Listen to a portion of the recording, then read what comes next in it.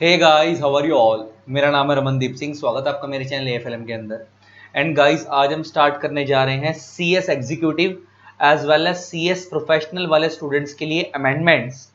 पहले तो मैं ये बता देता हूँ, आज जो हम पढ़ने जा रहे हैं वो क्या है। वो है amendments for June 2021 attempt.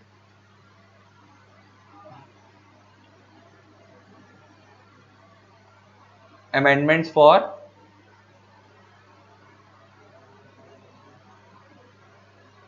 June 2021 attempt. ये किसके लिए रेलेवेंट है? ये CS executive old as well as new syllabus दोनों के लिए रेलेवेंट है।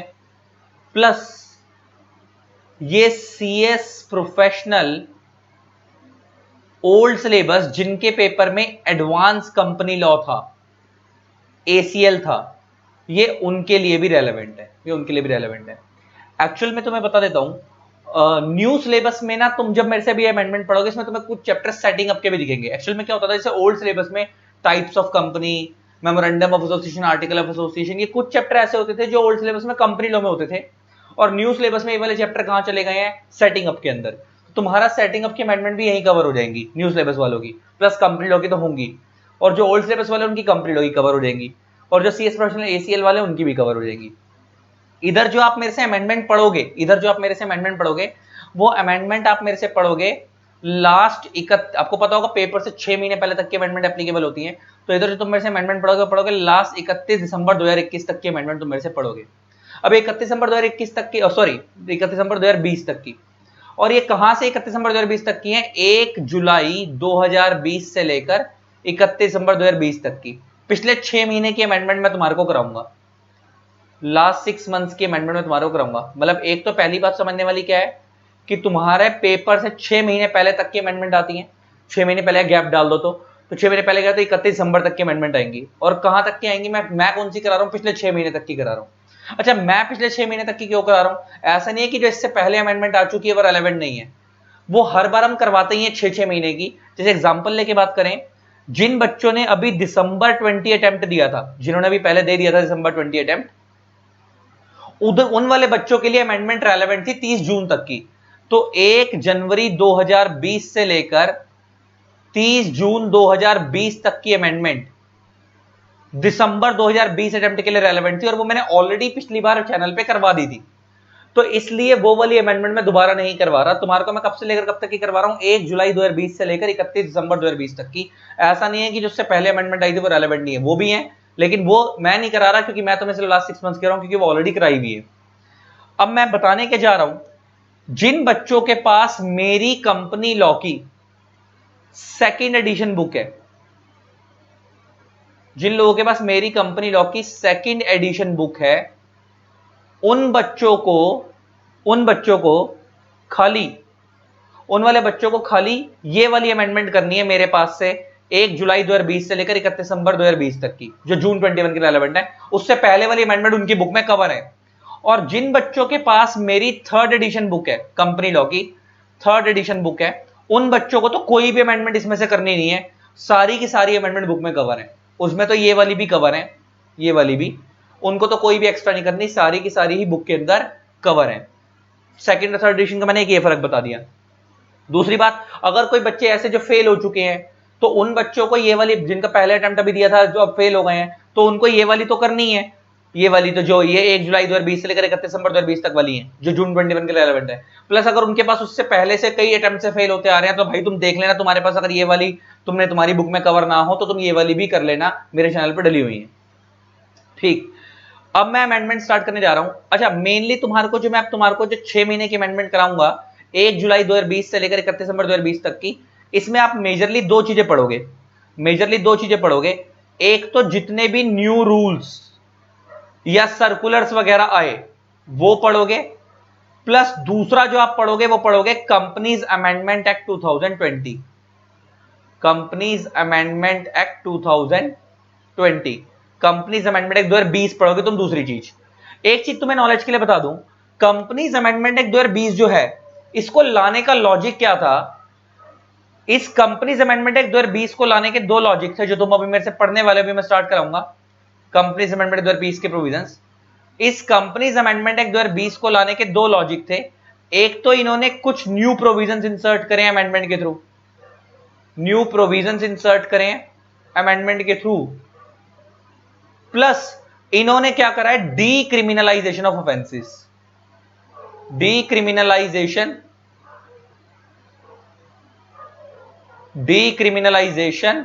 Of offences. अच्छा, डीक्रिमिनलाइजेशन ऑफ ऑफेंसेस का मतलब क्या होता है? तुम्हें एक चीज बताओ, कंपनीज एक्ट 1956 के अंदर अगर आप कोई गुनाह करते थे, कोई डायरेक्टर गुनाह करता था या कोई कंपनी फ्रॉड करती थी, तो उसमें ना अमाउंट ऑफ फाइन बहुत कम होता था और जेल तो बहुत सारी जगहों पे होती ही नहीं थी। तो डायरेक्टर्स और कंपनीज फायदा उठाते थे।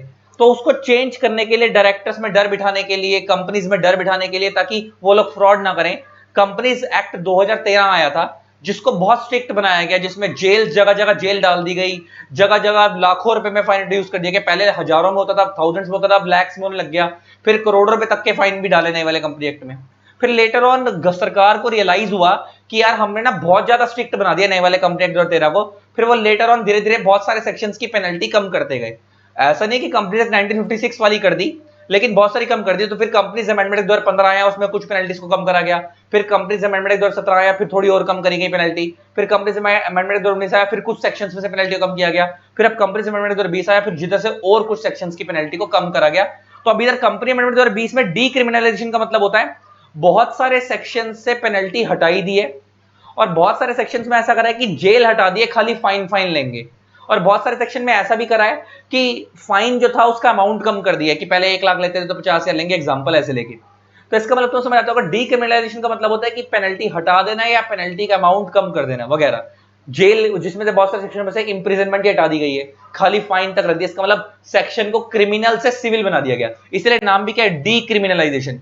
क्रिमिनल मत वो होते जहां पे जेल होती है, तो डीक्रिमिनल का मतलब क्या है कि जहां से क्रिमिनल से उसको उठाकर क्या बना दिया, सिविल बना दिया सेक्शन को। तो हम उनके बारे में मेनली पढ़ेंगे प्रोविजंस को। तो इसके नोट्स मैंने ऑलरेडी आप बच्चों को शेयर कर दिए थे। जिन बच्चों के पास इसके नोट्स हैं वेल एंड गुड, जिन बच्चों के पास इन अमेंडमेंट्स के नोट्स नहीं है तो आप मेरे से व्हाट्सएप पे ले सकते हो। मेरे को व्हाट्सएप पे लिख के भेज देना हाय, उसके बाद आपका नेम XYZ जो भी हो, उसके बाद नीचे लेवल कि आपका CS एग्जीक्यूटिव में हो या प्रोफेशनल में हो, और फिर नीचे पर्पस कि मेरे को क्यों मैसेज करा है, तो उसमें लिख देना अमेंडमेंट्स फॉर जून 21 अटेम्प्ट। मेरे को व्हाट्सएप पे मैसेज कर देना, कॉल नहीं करनी है, मैसेज करना है, सिर्फ कॉल नहीं करनी, मैसेज करना है, मैं शेयर कर दूंगा। और ये 4 चीजें लिख के दोगे तो ही शेयर करूंगा। सिर्फ हाय लिख के भेजोगे, फिर मैं पूछता रहा हूं तुम्हारा नाम क्या वगैरह वगैरह, मैं नहीं शेयर करूंगा, ना मैं पूछूंगा। 4 चीजें एज इट इज लिख के दोगे तभी मैं अमेंडमेंट दूंगा, वरना नहीं दूंगा। थोड़ा सा मेरे लिए बर्डन हो जाता है। आपको लग रहा होगा मैं सर रूडली बात कर रहा है, लेकिन दिक्कत ये है कि इतने सारे जब मैसेज आते हैं ना, उसमें फिर वो बच्चा हाई लिख के दे देता है, फिर उसके मैं ही पूछ रहा हूँ बेटा नाम क्या है, बेटा पर्पस क्या है, क्यों मैसेज करा है, क्योंकि अलग अलग कोर्सेज के बच्चे आते हैं, अलग अलग बंद से बात करनी होती है। तो इसलिए 4 चीज लिख के देना। मेरा नंबर जो है नीचे स्क्रीन पे फ्लैश हो रहा है 8802233513। आप मेरे को मैसेज कर देना, मैं आपको अमेंडमेंट नोट शेयर कर दूंगा, फ्री ऑफ कॉस्ट है, इसका कोई चार्ज नहीं है, इसका कोई चार्ज नहीं है। ठीक है, अब स्टार्ट करते हैं अमेंडमेंट्स को। तो ये जब हम स्टार्ट करेंगे अमेंडमेंट का पार्ट 1 होगा, फिर पार्ट्स वाइज लाएंगे 2 3 4 जितना देखेंगे कितने में बनती। ठीक है,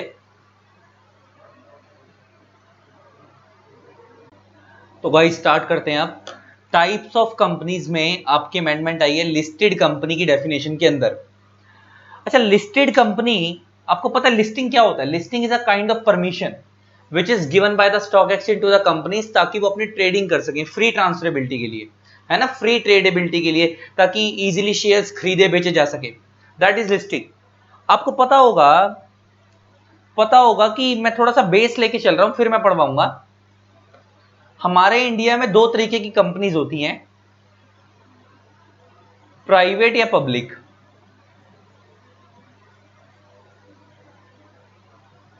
प्राइवेट या पब्लिक, आपको पता होगा जो प्राइवेट कंपनी होती है और पब्लिक कंपनी होती है, हमारे इंडिया में दोनों ही लिस्ट हो सकती हैं। लिस्टिंग दोनों को अलाउड है।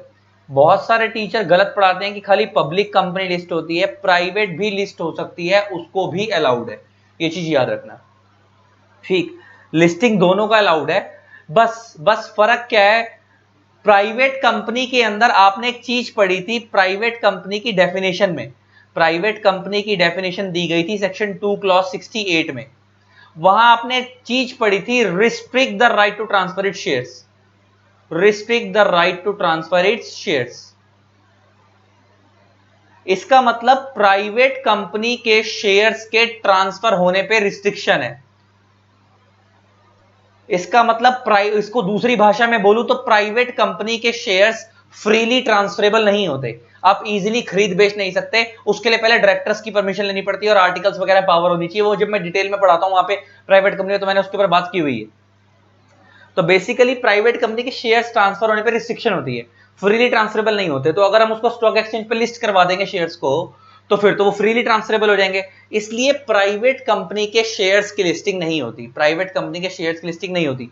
लेकिन डिबेंचर्स पे एज सच कोई रिस्ट्रिक्शन नहीं है, इसलिए इंडिया में प्राइवेट कंपनी के ओनली डिबेंचर्स लिस्ट होते हैं। ओनली क्या लिस्ट होते हैं?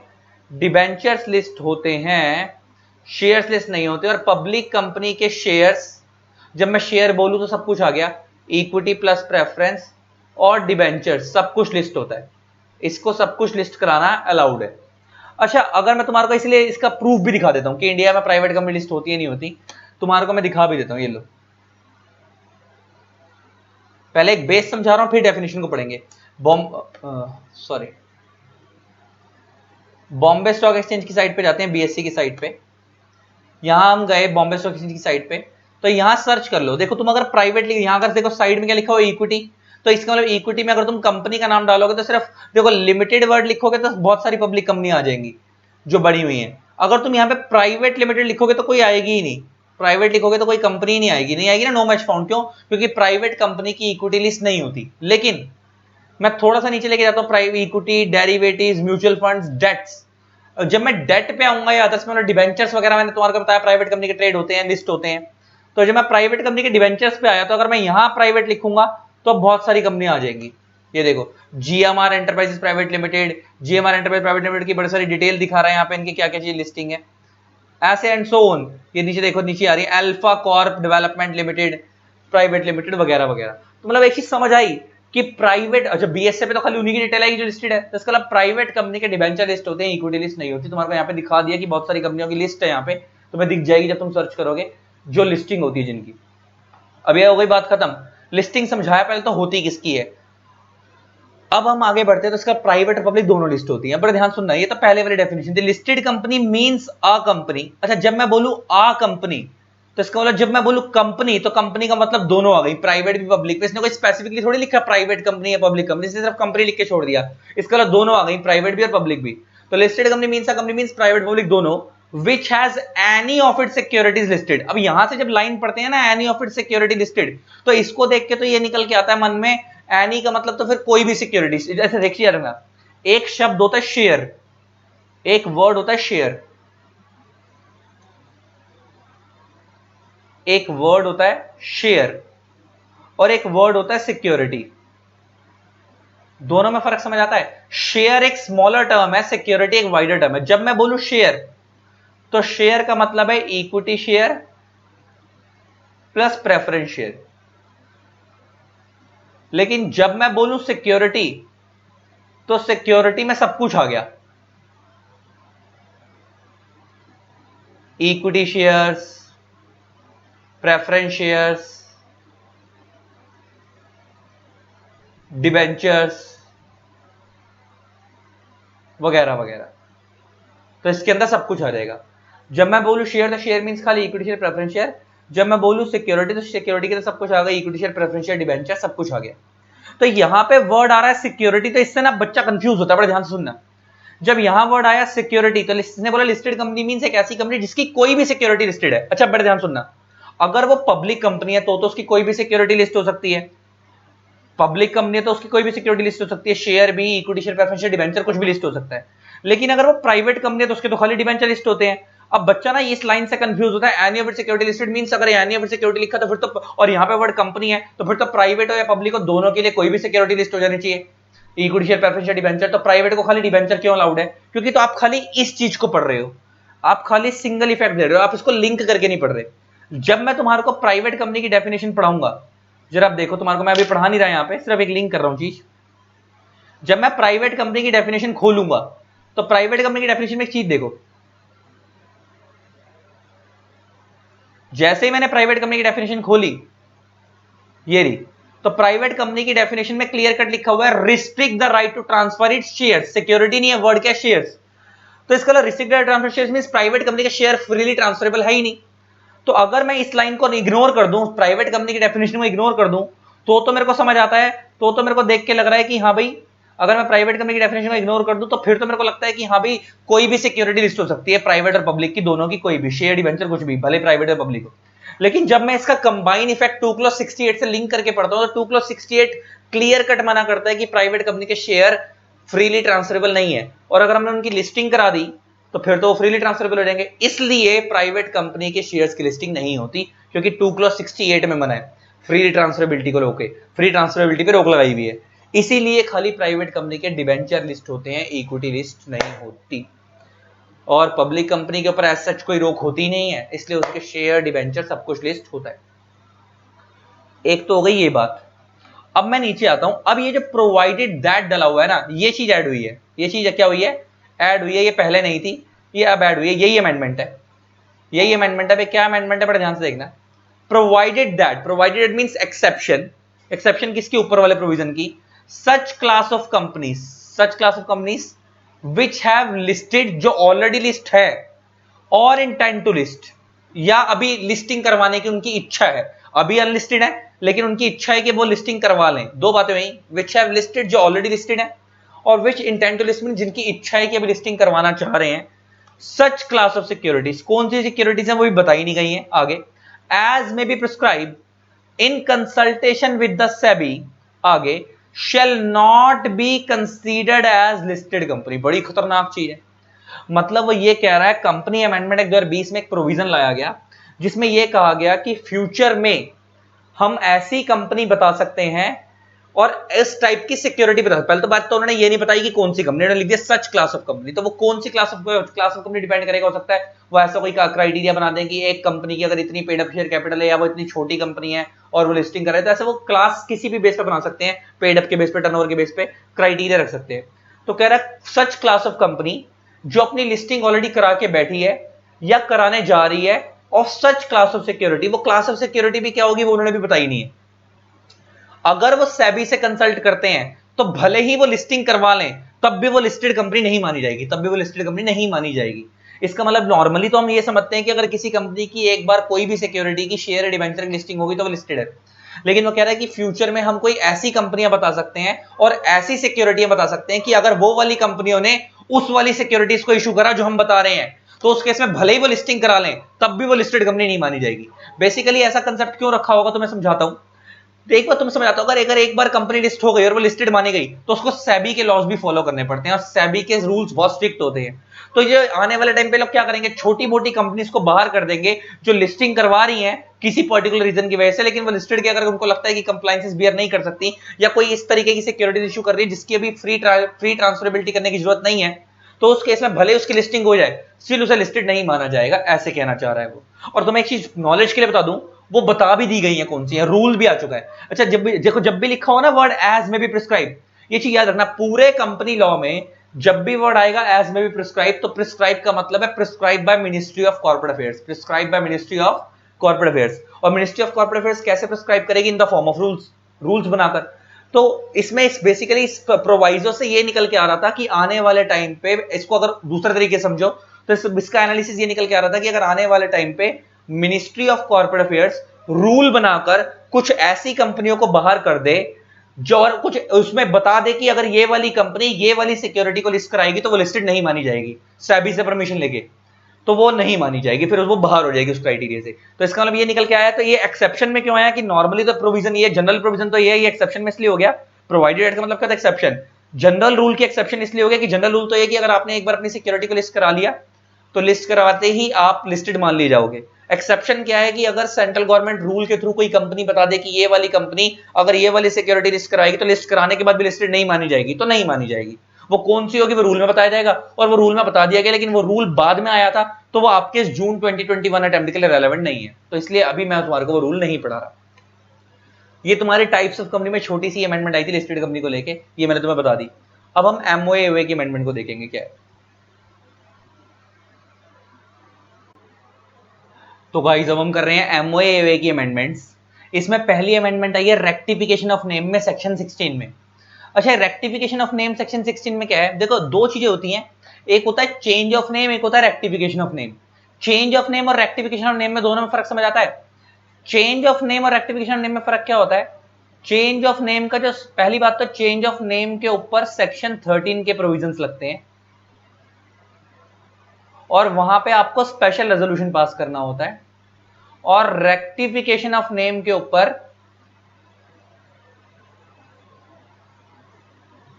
सेक्शन 16 के प्रोविजंस लगते हैं और यहां पे आपको ओआर पास करना होता है, ordinary resolution. SR ordinary resolution, special resolution, ordinary resolution में मान के चल रहा हूं आप अमेंडमेंट देख रहे हो, आपको कंप्लीट बेसिक आता है तो ये आपको पता होगा एसआर ओआर क्या होता है। एसआर होता है 75% और मोर पे पास। सपोज अगर एक कंपनी में 100 लोग हैं, 100 लोग मीटिंग में आते हैं, तो अगर वो 100 लोग वोट देते हैं तो 100 लोग में से अगर 75 लोग फेवर में वोट देते हैं तो स्पेशल रेजोल्यूशन पास हो जाएगा 75 और मोर। और ऑर्डिनरी रेजोल्यूशन पास होता है मोर देन 50% पे। तो अगर एक कंपनी में 100 लोग आकर वोट देते हैं किसी पर्टिकुलर मैटर पे, तो अगर 100 में से मोर देन 50 का मतलब क्या हो गया 51, तो अगर 51 और उससे ज्यादा लोग एग्री कर जाएंगे तो ओआर पास हो जाएगा। मैं बार बार बोल रहा हूं मोर देन 50 है, 51% और मोर नहीं है। अगर सपोज 1000 लोग वोट देते तो 1000 लोग में से 501 लोग भी एग्री कर जाएंगे तो ओआर पास हो जाएगा। अब 1000 का 501, 1000 का 501 51% नहीं होता, 51% नहीं होता, वो मोर देन 50 है, स्टिल वो ओआर पास हो जाएगा। अल्टीमेटली समझा क्या रहा हूं कि चेंज ऑफ नेम पे सेक्शन 13 लगता है, रेक्टिफिकेशन नेम पे सेक्शन 16 लगता है, और चेंज ऑफ नेम के लिए एसआर पास कराना होता है, रेक्टिफिकेशन ऑफ नेम के लिए ओआर पास कराना होता है। फर्क क्या है दोनों में समझा देता हूं।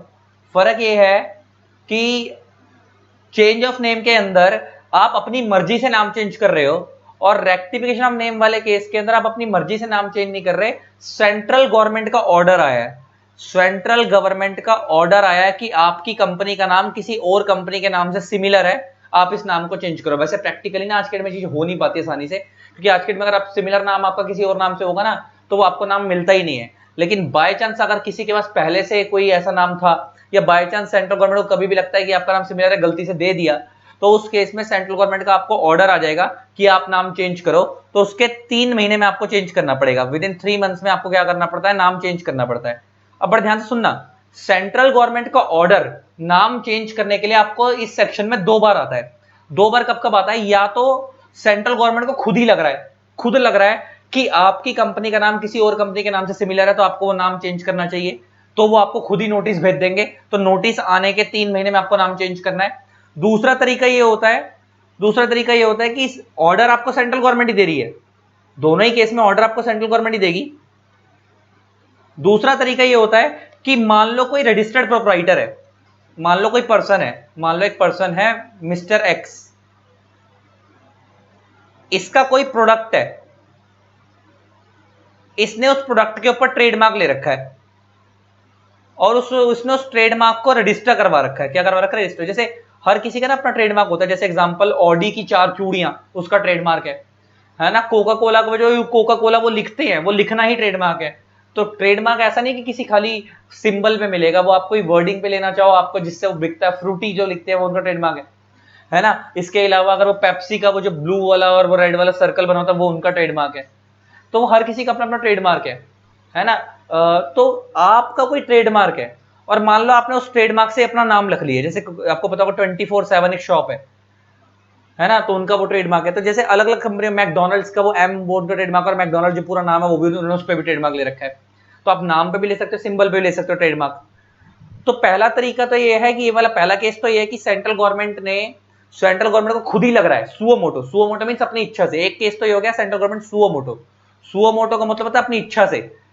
सेंट्रल गवर्नमेंट को on its own motion, English में बोले तो on its own motion, on its own motion,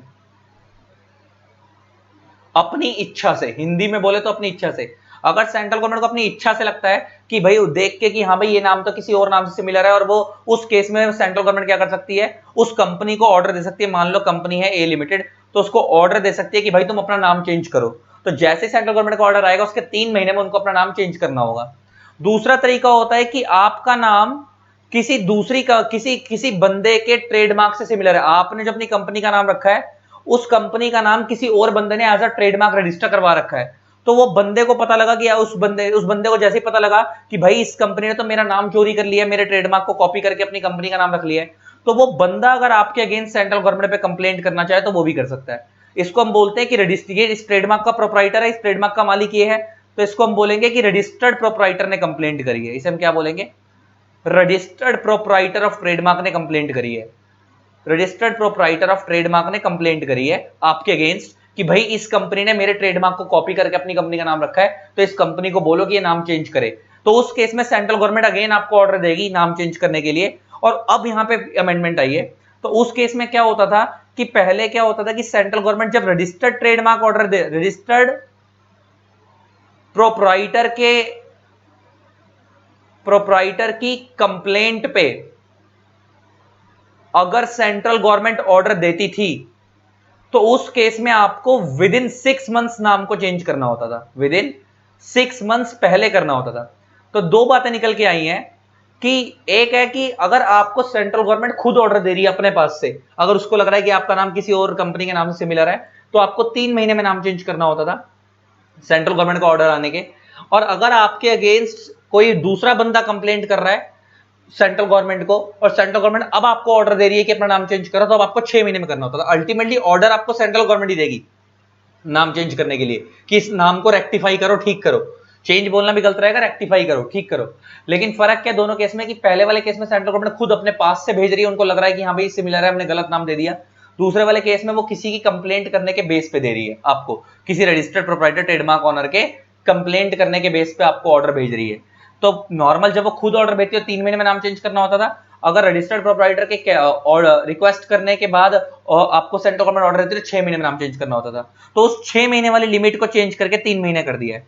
तो मतलब ले दे के अब दोनों प्रोविजन सेम हो गए हैं, भले ही सेंट्रल गवर्नमेंट खुद ऑर्डर दे या भले ही वो रजिस्टर्ड प्रोप्राइटर के कहने पे ऑर्डर दे, दोनों ही केस में आपको नाम 3 महीने में चेंज करना है ऑर्डर आने के। दोनों ही केस में आपको नाम 3 महीने में चेंज करना है। तो वो 6 महीने वाली लिमिट को चेंज करके कंपनी अमेंडमेंट एक्ट 2020 में कितना कर दिया है? 3 महीने। और वो लॉजिकल भी है, वो लॉजिकल भी है। ऊपर वाले केस में नीचे वाले केस में फर्क क्या है, पार्शियलिटी क्या है? वो तो ये रिक्वेस्ट कर रहा है, बात अलग है, ऑर्डर तो सेंट्रल गवर्नमेंट ही दे रही है, तो दोनों केस में पैरेलल कर दिया, 3 महीने का टाइम कर दिया दोनों ही केस में। तो यही है, पहले वाला केस में अगर सेंट्रल गवर्नमेंट को लगता है आपका नेम आइडेंटिकल और रिजेंबल है तो सेंट्रल गवर्नमेंट आपको ऑर्डर दे सकती है। जब भी ऑर्डर आएगा तो सेंट्रल गवर्नमेंट की डायरेक्शंस आने के आपको 3 महीने में नाम चेंज करना है ओवर पास करके। और ये पहले वाला केस था। और नीचे वाले केस में था कि रजिस्टर्ड प्रोप्राइटर अगर आपकी सेंट्रल गवर्नमेंट रिक्वेस्ट कर रहा है कि उसका नाम आपने उसके ट्रेडमार्क से नाम सिमिलर रख लिया अपनी कंपनी का, तो उस केस में आपको सेंट्रल गवर्नमेंट जब ऑर्डर देगी तो उसके 3 महीने में आपको नाम चेंज करना है। पहले 6 था यहाँ पे, उसको चेंज करके क्या हुआ 3 महीने में, बाकी सब चीजें सेम ही है। कंपनी अमेंडमेंट 2020 में आई है।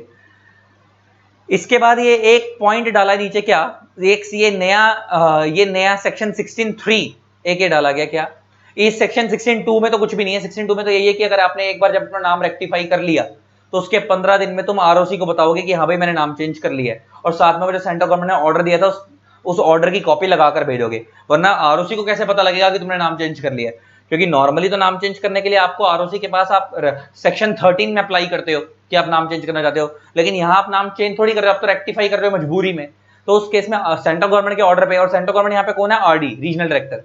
तो आप आरडी के ऑर्डर पे कर रहे हो तो आप अपनी मर्जी से तो कर नहीं रहे हो। तो उस केस में आरओसी के रिकॉर्ड में अपडेट तो करवाना पड़ेगा ना कि हाँ भाई आपने नाम चेंज कर लिया है, रेक्टिफाई कर लिया है। तो वो लॉ ये कहता है कि एक बार आपने जो अपना नाम रेक्टिफाई कर लिया उसके 15 दिन के अंदर आप आरओसी को उसकी कॉपी भेजोगे, नए नाम की डिटेल भेजोगे, प्लस सेंट्रल गवर्नमेंट के ऑर्डर की कॉपी भेजोगे। 16(2) में तो इतना ही लिखा है।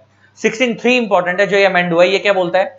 16(3) ये बोलता है if a company is in default in complying with any direction given under subsection 1, the central government shall allot a new name to the company in such manner as may prescribe, and the registrar shall enter the new name in the register of company in place of the old name and issue a fresh certificate of incorporation with the new name which the company shall use thereafter। ये line बड़ी important है, and issue a fresh certificate of incorporation with the new name। Actual में क्या होता है, जब आपकी company बनती है तो आपको पता होगा सर्टिफिकेट ऑफ इनकॉर्पोरेशन मिलता है, उस पर कंपनी का नाम लिखा होता है, कंपनी की इनकॉर्पोरेशन की डेट लिखी होती है, वगैरह वगैरह। तो वो ये कह रहा है कि सेंट्रल गवर्नमेंट ने जब आपको ऊपर डायरेक्शन दी 16(1) में, सेक्शन 16 सबसेक्शन 1 में, अच्छा वो डायरेक्शन दो ही केस में देगी, या तो वो खुद लग रहा है तब वो डायरेक्शन देगी, या किसी की कंप्लेंट करने पे देगी, रजिस्टर्ड प्रोवाइडर कंप्लेंट करने पे। तो आपको 3 महीने में नाम चेंज करना होता है, रेक्टिफाई करना होता है। तो कहता है अगर आपने सेंट्रल गवर्नमेंट की बात नहीं मानी और आपने 3 महीने में नाम को रेक्टिफाई नहीं करा, चेंज नहीं करा, तो उस केस के अंदर सेंट्रल गवर्नमेंट आपका खुद ही नाम चेंज कर देगी, आप मत करो, वो खुद ही नाम चेंज कर देगी और आपको न्यू नाम अलॉट कर देगी और रजिस्ट्रार को बोल देगी कि भाई इसका पहले वाला नाम काट दे और इसको नया वाला नाम दे दे ये वाला, और उसके बाद आपको फिर वो नया वाला नाम खुद ही यूज करना पड़ेगा जो वो देंगे आपको। लेकिन नीचे उन्होंने एक चीज बोल दी और आपको एक fresh certificate of incorporation issue हो जाएगा, मगर नीचे उन्होंने एक चीज बोल दी, provided that nothing in this subsection shall prevent a company from subsequently changing its name in accordance with the provision of section 13। तो मैंने बताया था चेंज ऑफ नेम के लिए सेक्शन कौन सा लगता है, सेक्शन 13।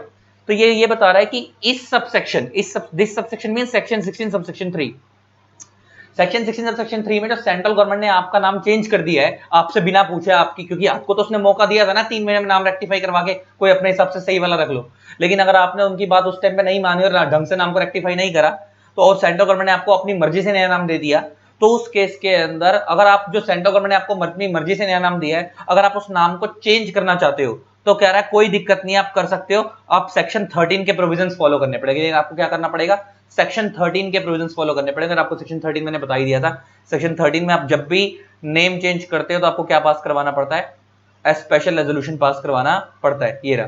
तो आपको सेक्शन 13 में जाना पड़ेगा। तो ले देखिए सेक्शन 16(3) यही बोलता है सीधी सी भाषा में, अगर मैं सम अप करूं कि आपको जो ऊपर 3 महीने में नाम रेक्टिफाई करना था, डायरेक्शंस आने के, सेंट्रल गवर्नमेंट डायरेक्शन आने के, अगर आपने वो 3 महीने में नाम को रेक्टिफाई नहीं करा तो कोई दिक्कत नहीं है, मत करो, सेंट्रल गवर्नमेंट खुद ही आपका नाम रेक्टिफाई कर देगी, आपका पुराना वाला नाम काट देगी और आपको नया नाम अपनी मर्जी से अलॉट कर देगी और रजिस्ट्रार को बोल देगी इसका पुराना वाला नाम काट दो, नया वाला चढ़ा दो और इस कंपनी को फ्रेश सीओ इशू करो। वो फ्रेश सर्टिफिकेट ऑफ इनकॉर्पोरेशन इसलिए इशू होता है क्योंकि उसके बाद पुराना वाला नाम काट के नया नाम इशू होता है, तो उससे ये बर्थ, क्योंकि certificate of incorporation is birth certificate of the company है ना, तो इसलिए वो एक किस्म से दिखाया जाता है कि अब ये कंपनी का नया वाला नाम ये है, तो वो फ्रेश सीओ इशू हो जाएगा। लेकिन साथ में उसने नीचे एक एक्सेप्शन डाल दी है कि अगर सेंट्रल गवर्नमेंट ने जो आपको नाम अलॉट करा है, अगर आपको वो नाम नहीं चाहिए तो आप अपना नया नाम खुद रखना चाहो तो रख सकते हो, लेकिन आपको सेक्शन 13 में जाके चेंज ऑफ नेम के प्रोविजंस फॉलो करने पड़ेंगे।